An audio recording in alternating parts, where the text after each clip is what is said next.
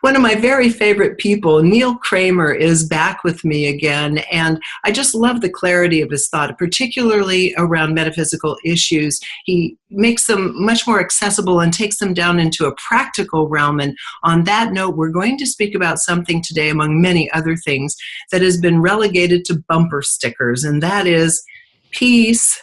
Hi, Neil. Good to see you again. Good to be with you again. It's my distinct pleasure to be here.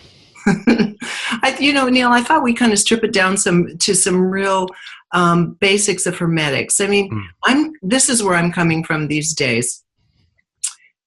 We've gone down almost every conspiracy rabbit hole at this point, right? We've been through the various universes and off-planet cultures and those stories. We've been through pretty much all we can imagine at this point. We're kind of reaching the limits of our imagination in terms of the areas we're willing to go to, and inevitably we'll stretch further. But what's being ignored to a very large extent are the basics. So I almost feel like we need to go back to the basics of what makes us ethical and functional and thriving human beings. And so I love our conversations when it comes to that. And I really wanted to start by speaking about a basic Hermetic principle, which is peace. Without peace, we don't find a core in ourselves. Without peace, we actually lose our power. And so let's talk about peace, the nature of what it brings to us, and what happens when we can't find it anymore because we are so incredibly distracted, bullied, the voices around us are so loud. Yeah, well, speaking as a spiritual philosopher, if I can think of myself in that way, I'm sure everybody does that, but I always take the principle of the discipline of check your reference point. So let's say, first of all, what is peace? How do we get peace? What do we do with it? But what is it? So I would say, having thought about that when you indicate some of the things you wanted to discuss with me, my first impulse, rather than coming up with some real sort of clever answer, is that peace is not being disturbed by polarity. So peace is having an ability to move through the world internally and externally and not be perturbed and destabilized by light and shadow, by happiness and sadness, by essentially harmony and disharmony. So I think the basic error of the mainstream is that it puts forward the idea to people that they should avoid disharmony at all costs.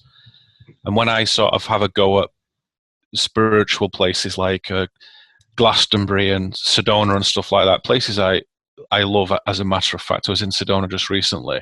But what I see is a clinging to harmony and a lot of bubbles created to say, look, I don't do negative, I don't do disharmony. Here we have a gentleness, we have a roundness, we have a quietness, we have some practices, we have some colors and some textures, and that's it. That's not peace, that is concealment.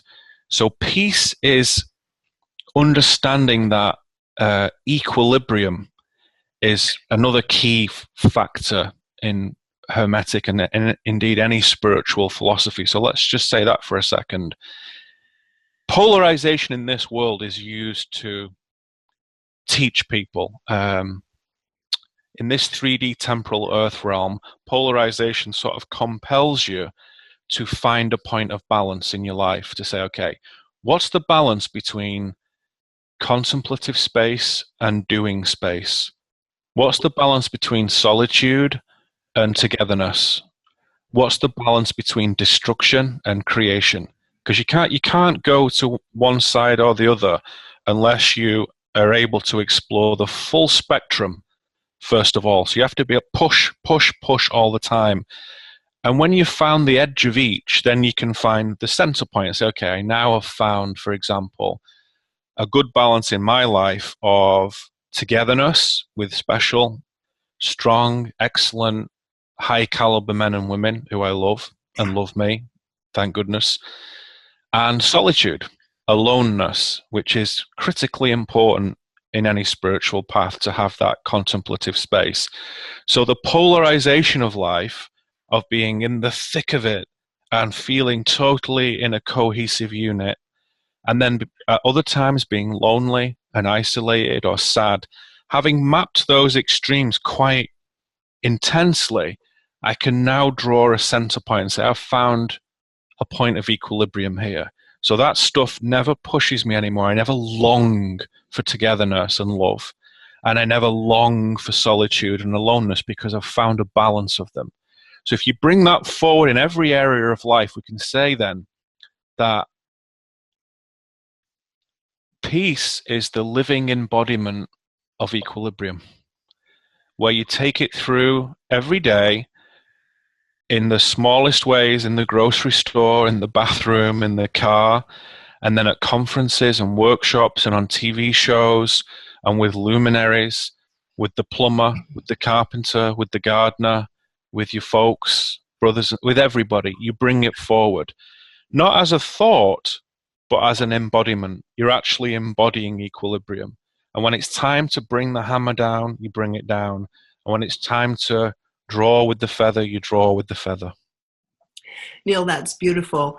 And you're perfectly right. And having lived in Sedona so many years, the desire is to feel bliss or ecstasy or euphoria and to hold that state all the time, which is actually not reasonable, because when you find yourself finding your way into these states, normally it takes very little to knock you off of that. And then there's this huge disappointment, and then you flop over to the other pole of, anger, disappointment, and so forth. And it's not realistic to assume that that is how we're going to spend the bulk of the hours of our life.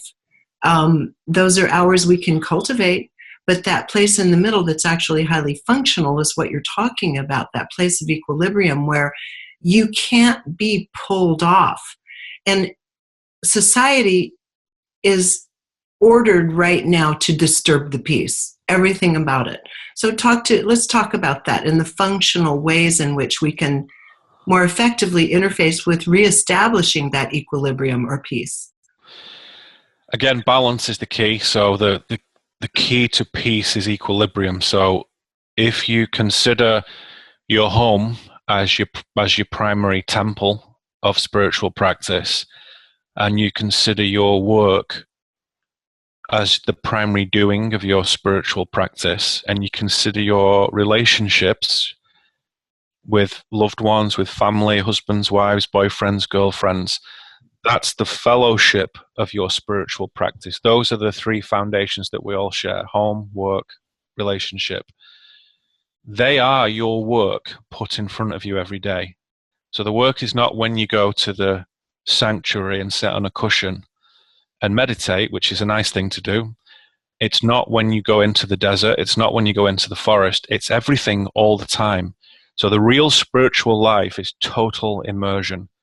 The life interface, the life integration is total for the spiritual human. It's not something you distinguish from, well, now I'm working and now I'm playing. Now this is serious and now we're just playing around.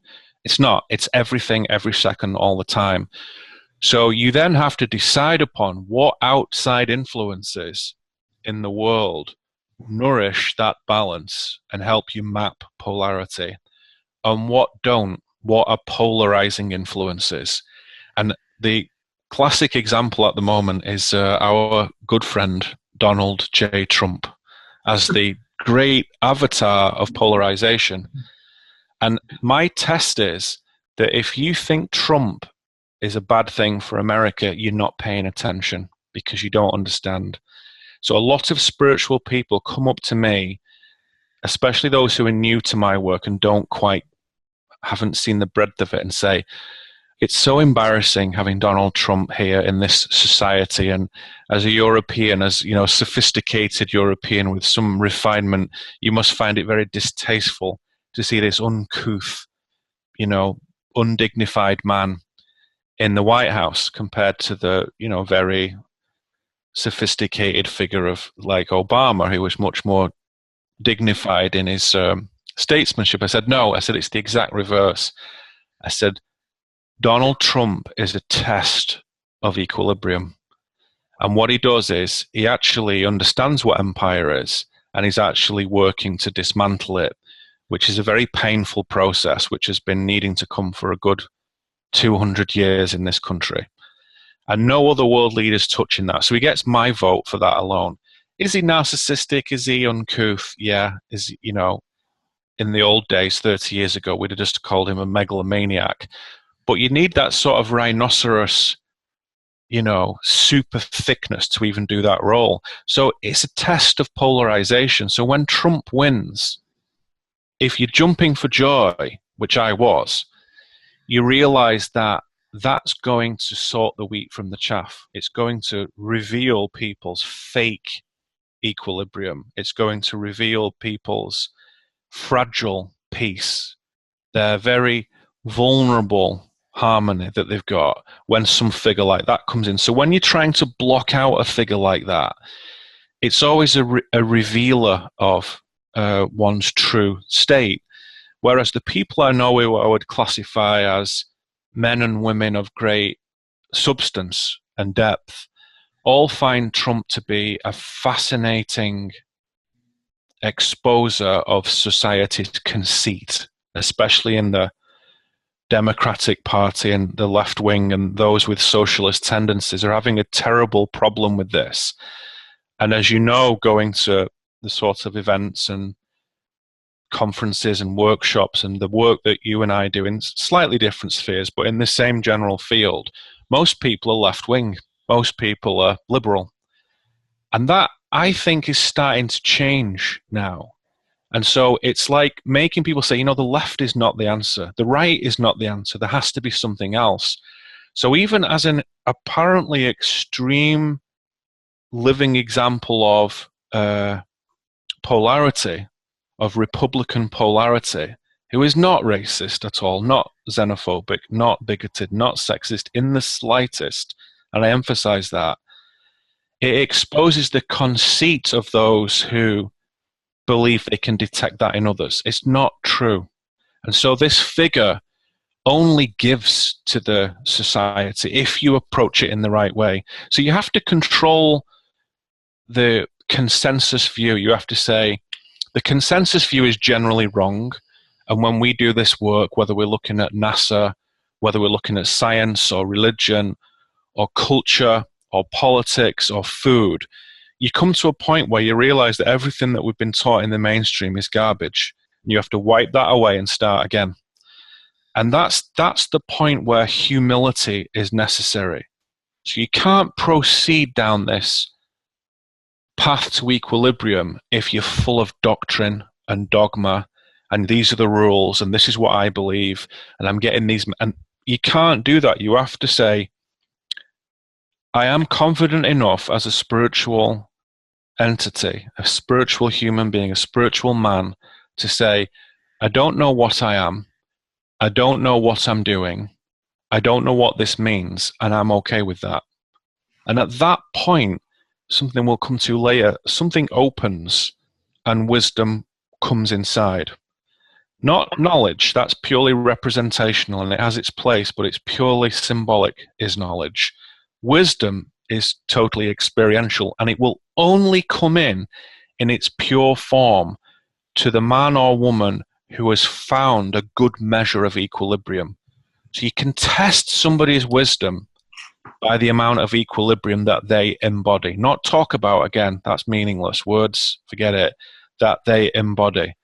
So again, if I think of the great wise elders in my life, whether they're 25 years old or 85 years old, makes no difference.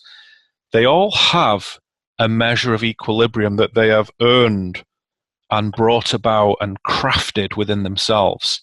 And that, generally speaking, moves them away from any ideas of aggressiveness or competition, from any ideas of, you know, market collapses. Like as we speak, the stock market has plunged and people are throwing themselves off buildings and cryptocurrency people are slitting their throats through despair.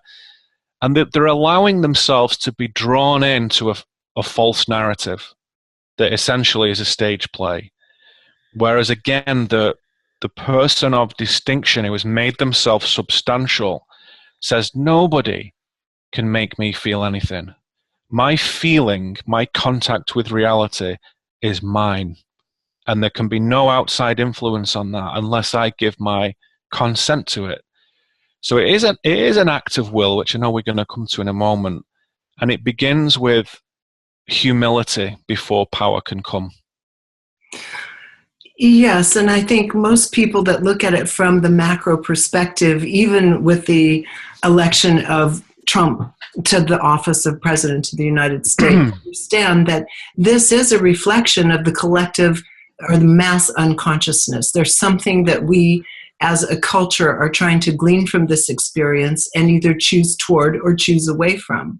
But either way, the point is it took something that incredibly, what did you call it? Powerfully dense in its presence in order to ignite us into choosing one way or the other, or even choosing to understand that we don't have to know the answer right now. It wouldn't have happened with someone polite and statesmanly. It wouldn't. You need, as we talked about, you need this heyoka, you need this contrarian warrior, this figure that is going to call all the conceits of society into question.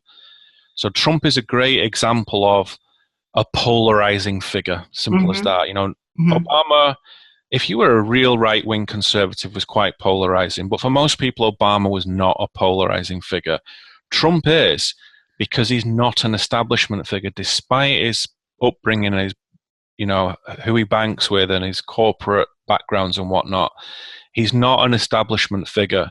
And what he does is he serves as the lens for the disintegration of this dream that we live in a sort of stately, refined, cultured, democratic, peaceful world. We don't. That's not true. We're in the Wild West, ladies and gentlemen. We're told this is the Wild West, just like it was 1880. It is. It totally is all over the world. The only difference with Americans is this old republic, the oldest continual republic in the world. We know it. I speak as an American citizen myself. We know it's the Wild West. We're under no illusions. And all those polite people in castles and estates in Europe and France and Germany and Belgium and Portugal, it's falling to pieces. Go and look at Europe now. Look at the polarization. It's on fire. The nations are being destroyed. The genocide that's happening across Europe, racial genocide on every side, every color, every creed, is incredible. And Trump is calling that out. And so they call him racist. He's not. He's saying you don't understand what race is. You don't understand what a nation is. Now, this isn't coming from his own brilliance. It's coming from, as you say, he serves as the focal point from a nation that is asking very difficult questions, but has ignored them. And now this figure comes who absolutely compels those questions to come out and turn our cards face up, as it were. Absolutely. I think that's beautifully put. And, you know, to go away from all the juiciness of the political conversation and back into taking it down to the kind of functional personal level, which isn't nearly as sexy, but is the imperative. It is to me, Regina.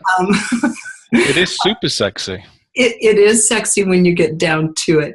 And so we talked a little bit ago about finding this equilibrium. And really, This is a moment by moment. As you brought up, it's a moment by moment choice to have that equilibrium or not.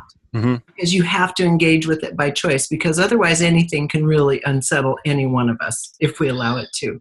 So you've made this choice and you're finding this place of equilibrium in higher percentages on a day in, day out basis. There's a kind of power that's gathered to your core from this solid place that you're creating here that can't be so easily toppled.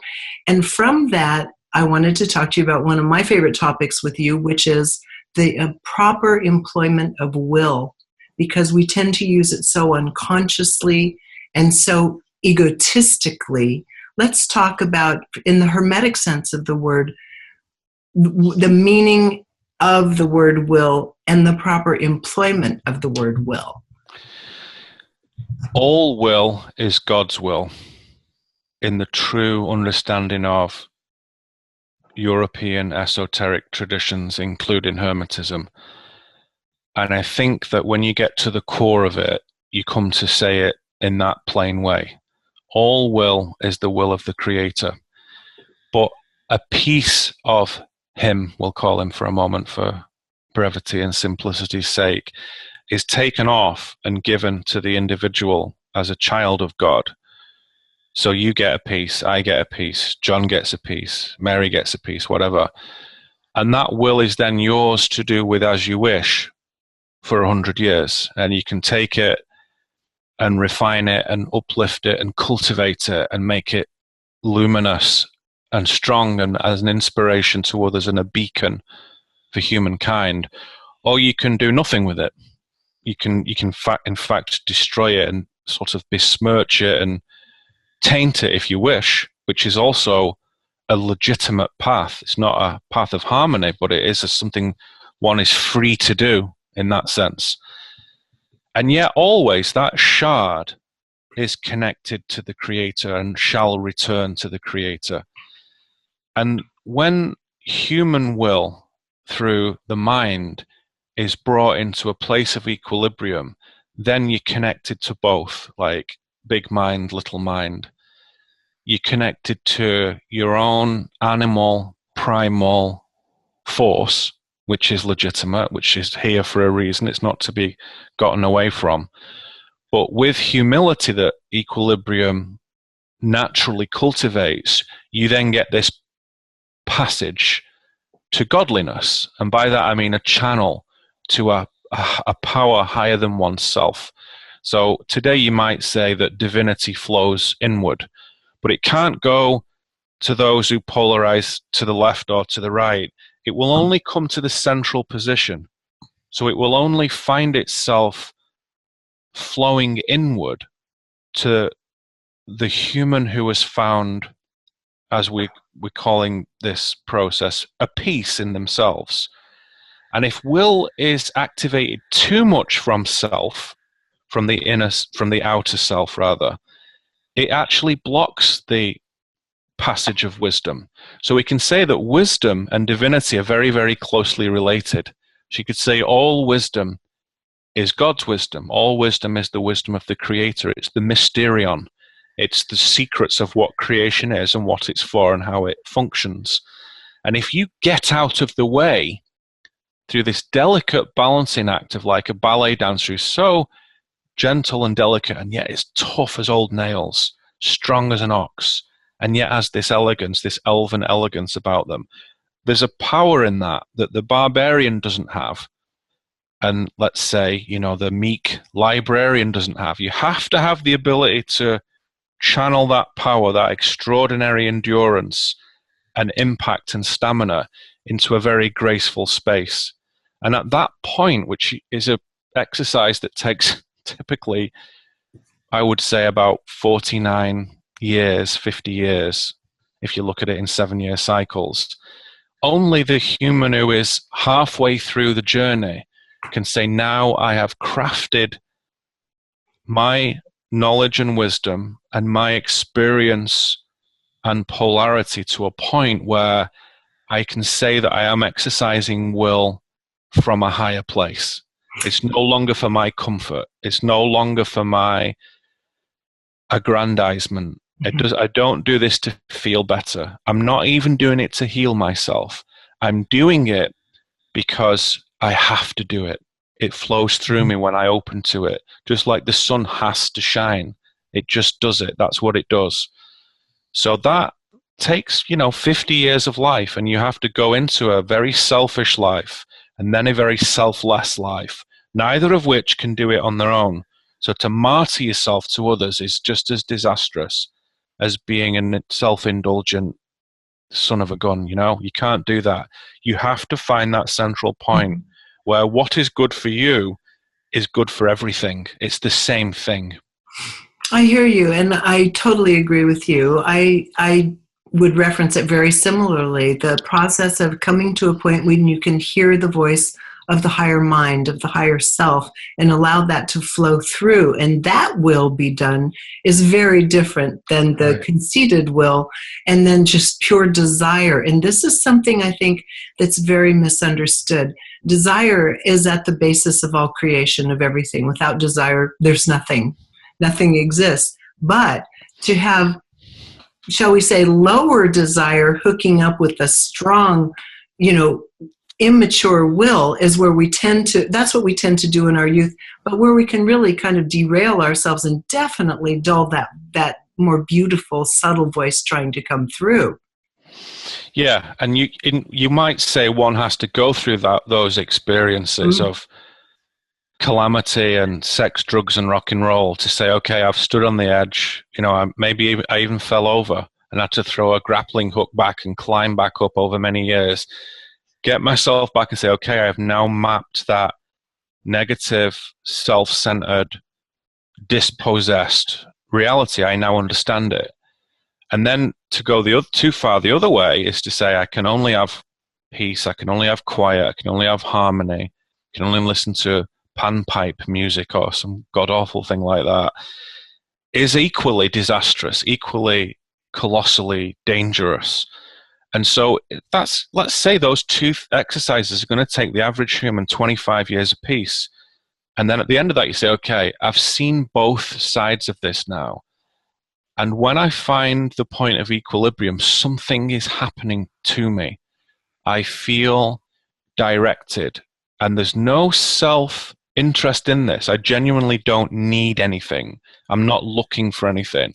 Perhaps reality, to know reality more truthfully, we could say, is a natural spiritual impulse. Perhaps to have graceful power, perhaps to contribute something to make the world better, but it really is not. There's nothing in it for self. Right. The self of the man, the self of the woman, there's not really anything in it. But yet, the satisfaction derived from that contribution beats every other satisfaction. Any sensual or artistic or culinary or familial fulfillment that many normal people would say constitutes happiness no longer does. The only happiness is to be totally wrapped in the mystery. Yes, absolutely. And I think one of the pitfalls people find themselves in, particularly when they go on their spiritual quest and they find a mentor, a teacher, a guru, is that will seems to be turned over almost entirely to someone else's perception of how the life is to be lived and what we're to aspire to. And this is what you see all the way from whether it's pop culture, whether it's manipulation of the media, all the way to the choice of gurus, is giving our will away to others. Let's talk about that for a moment. Humans love nothing more than to be told what to do. Everyone who has ever lived truthfully has had an experience of it's really nice when someone says, okay, this is what we're doing. We're going here. We're doing this. This is where we're going to stay. This is what we're going to eat. This is how we're going to do it. And many people enjoy that sense of structure that is around them. Somebody's telling them what to do. Someone's taking charge. I don't have to do it. Even when you cast that out, when you project that into a slightly different frequency of spiritual work, most people would rather lay themselves at the feet of a teacher than teach themselves, because they don't believe in a higher authority. They honestly don't. And so they nominate a human authority on their behalf. And it's a denial of divinity. When somebody bows down to an external redeemer, an external savior, that's where a red flag goes up for me. I couldn't agree more on that, Neil. And again, living in, quote, spiritually based communities, I see more power given away there than anywhere else. I see less autonomy, less spiritual autonomy in these communities as people continue, again, turning their power over to the guru. And the guru might stay with them an entire lifetime. And I look at that and I think, where does the learning happen if you don't claim the responsibility for I these know. choices? Well, I've met a couple of what you might call gurus, both of them, as it happens, of Eastern origin. Actually, really very nice men. And both of them privately said to me that the guru is there to look after the children because the children don't have the strength or confidence yet to go alone.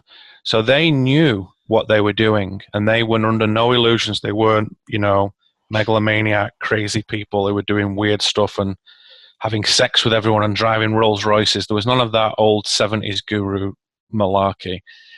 This was a guru who said, the guru are here to look after the children. So if a child says, I'm not ready to go into New York City on my own yet. There's no way, it's too big and freaky. I need to hold somebody's hand. Okay, you can hold my hand. We'll go together and I'll show you it's okay. So there can be, if you want to look at it very diplomatically, religion is for people who don't have the confidence in their own pathway to God. So they nominate an external force.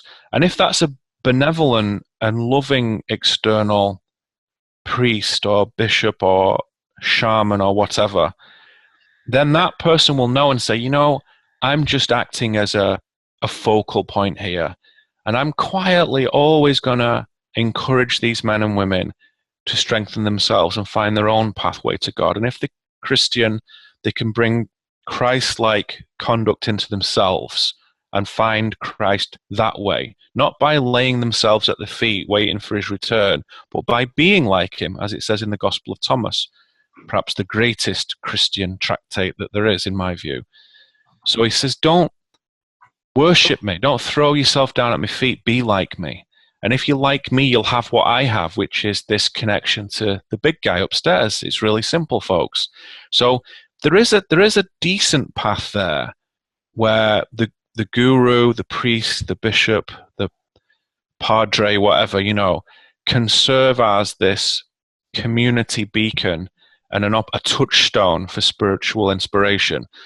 But of course, the problem is that they're actually, in my view, quite few and far between. Most of it sort of seems to swing between posturing and downright charlatans who are just taking money in mega churches and horrible things all over. And there's no one place. All the Abrahamic, Judaic, Islamic, Christian religions are as bloody bad as each other to me. So is Buddhism, so is everything else. Absolutely nonsense. If you don't take the effort to seek embodiment in the teacher.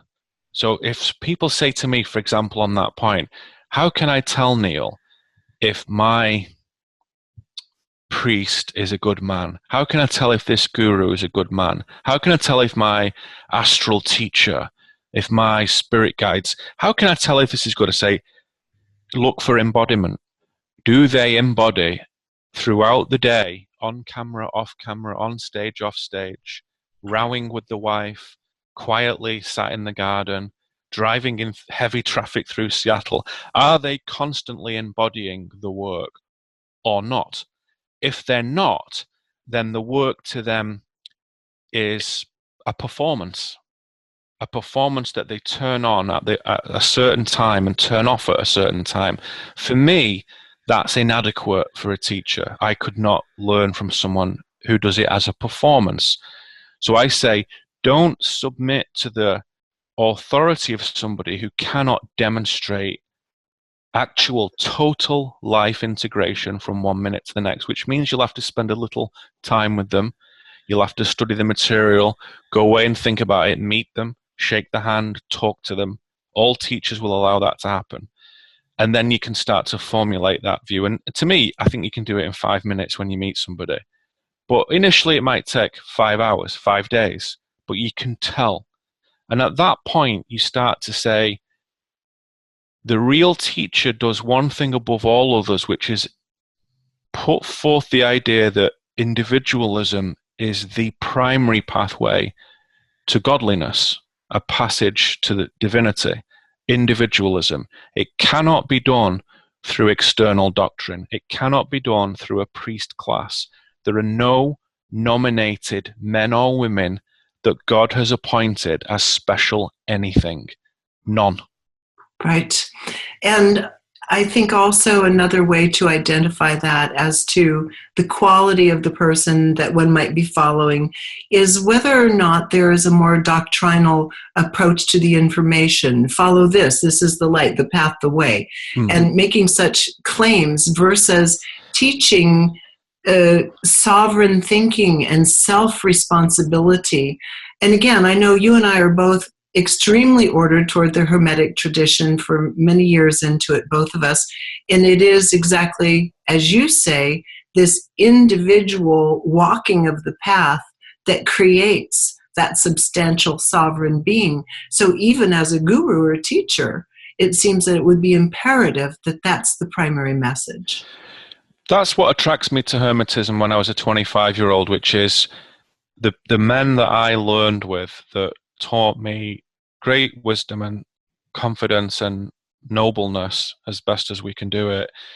They said, you've got to do this yourself. You know, the creator is watching everyone individually. It's not anything other than building this graceful power in one's own purpose. Not to have, as you say, not to be dogmatic and this is the way it is and this is, but to say, you know, nobody knows what's going on here. Nobody. There's like this blanket amnesia to make sure that everything is pure. You don't get a ton of communication from elsewhere. You get guides, you get signs, you get synchronicity, you get a sense that there's connectedness and there's a great beckoning, a great encouragement, but it's not specific. Otherwise, it would rob us of our learning. So the individual is always blindfolded, and many ceremonial societies and fraternal societies, of course, a classic example being the Masons, but also in paganism, in Wicca, often when an initiate is brought to bear upon a certain ceremonial sort of initiatory upgrade, they will do so blindfolded to indicate, you know what, nobody knows what this is, and it requires an act of not only faith, but humility to say, can you continually not know on your path to wisdom? And if the answer is yes, then welcome. And if the answer is no, I need to have this doctrine around me, then you're in the wrong place. And that's fine. We love you. Goodbye. Have a sandwich. Go home. So to me, the thing that attracted me to Hermetic philosophy, which is a very mysterious thing, and my personal experience of it is that 90% of its body of work is private, is not in the public realm.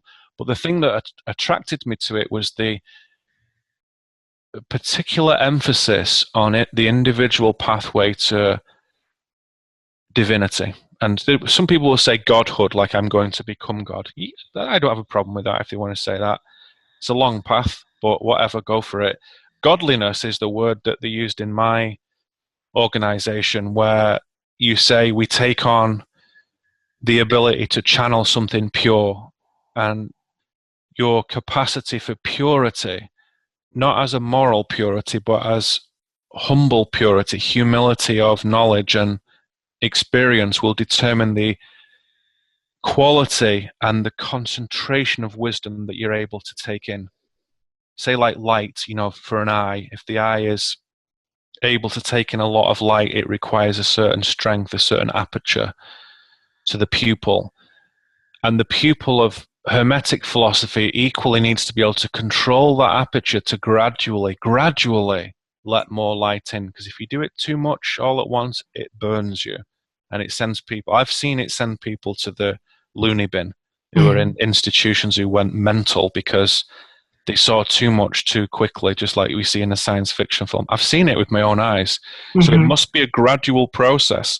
So in actual fact, you know, my teacher said to me, if you work really hard, you will be able to achieve great adeptness round about the age of 42. And if you work very hard, maybe you will have magehood, as they called it rather romantically. About 63 would be very ambitious to have that in your 63, 64, 65. And I was like, boy, oh boy, that's an eternity away. I'm not waiting that long. That's terrible. It can't be that worth it. And now, of course, as I approach through these ranks of ages, I see that that is quite natural and there is no rush on this. And in fact, the pace of it, the more it's like enjoying a beautiful meal. You don't think, oh, here it is, let's wolf it down. You and I have shared a few meals together over the years, and we eat slowly, and we talk, and we look around, and we listen, and we drink, and we taste it, and we absorb what we're doing and enjoy it. And the journey to godliness is exactly the same, is to say your human primal nature is not something to fight against. It is the very texture of your pathway to take this heavenly animal and all the experiences that it has, all the primal, sexual, sensual experiences, and put them in their proper context. It's not to be thrown away. So the ascetic approach is garbage to me, total garbage. And I respect people who do it. Good luck to them. And I've met some of those guys and ladies, and they're okay. But I think it's crazy because it's a denial of the form that we were given, the container for the experience. I agree with you.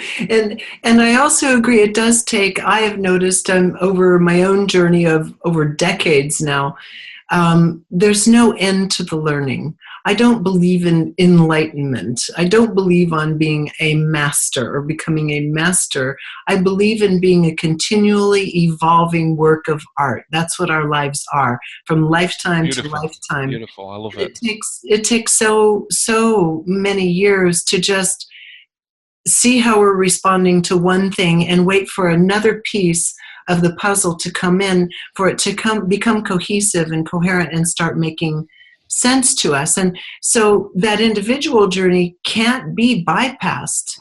There's nothing that can substitute, but it doesn't mean it's in isolation. It's only with other people and as contrast and to respond to that we can have the journey.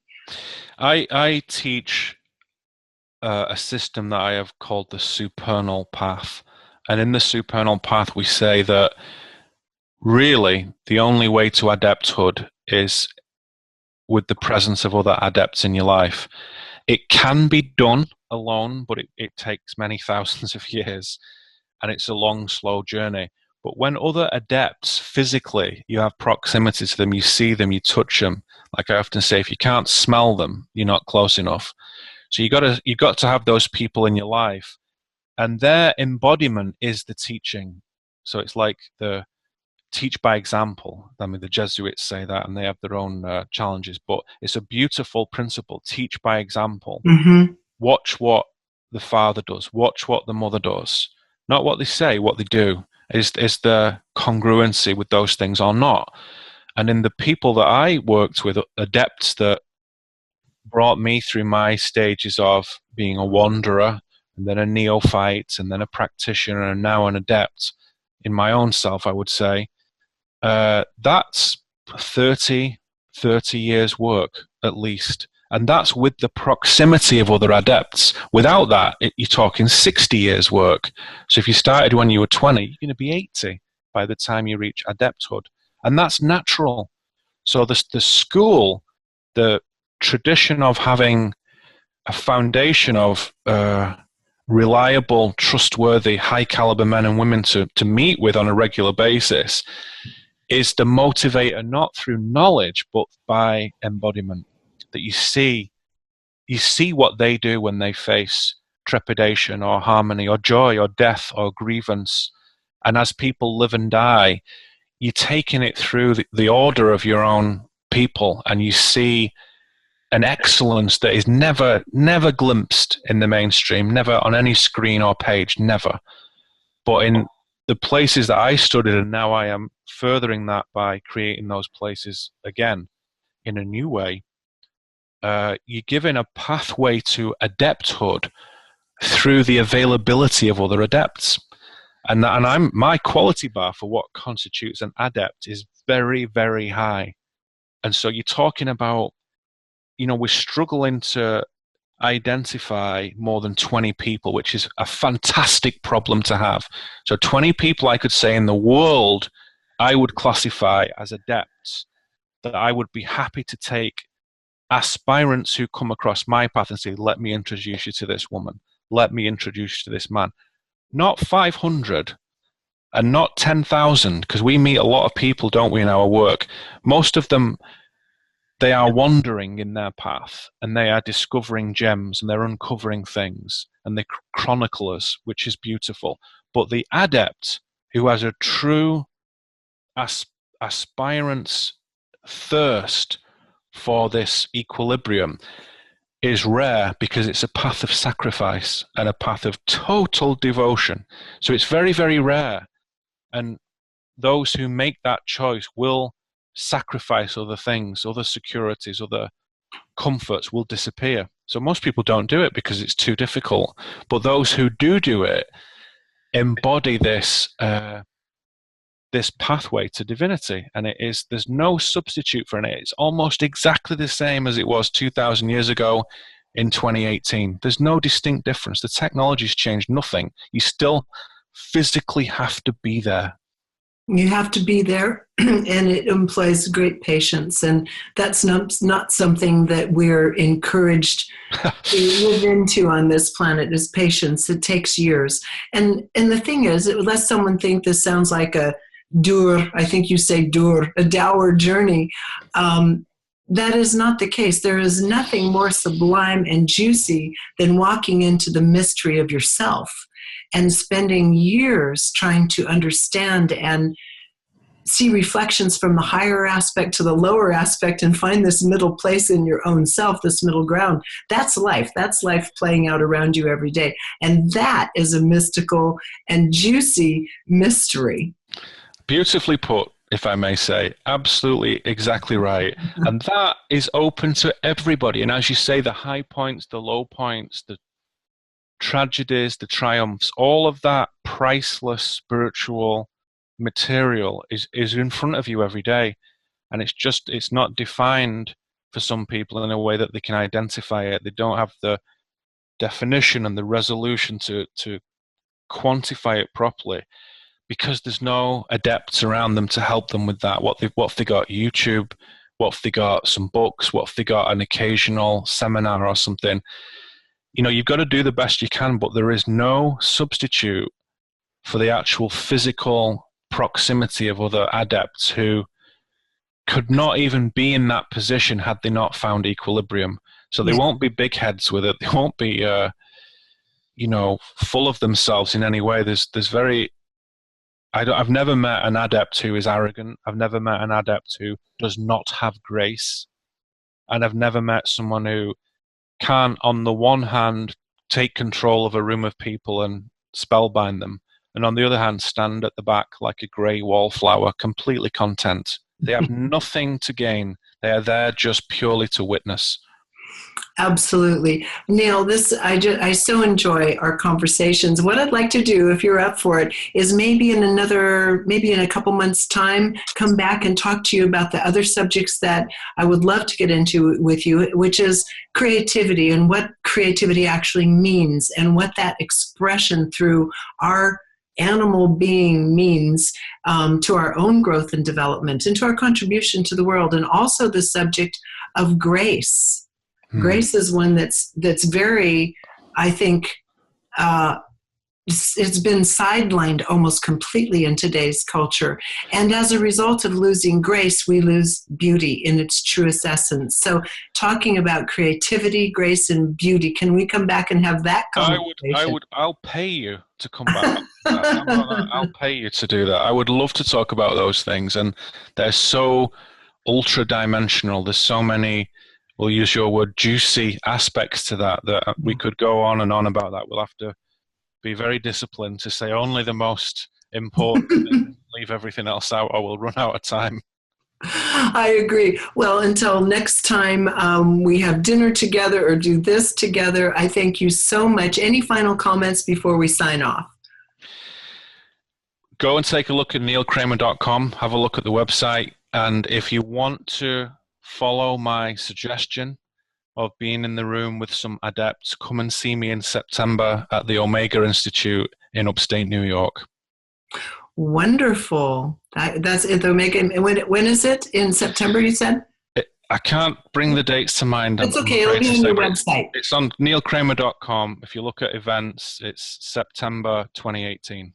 All right. Wonderful. Well, until next time, thank you so much, Neil. It's so good to see you again. My pleasure. And again, you can go to neilkramer.com and find out all about upcoming events, all about his other lectures and series and books and other things available, and start diving into the mystery that really matters. Until next time, thank you for joining me here on reginameredith.com.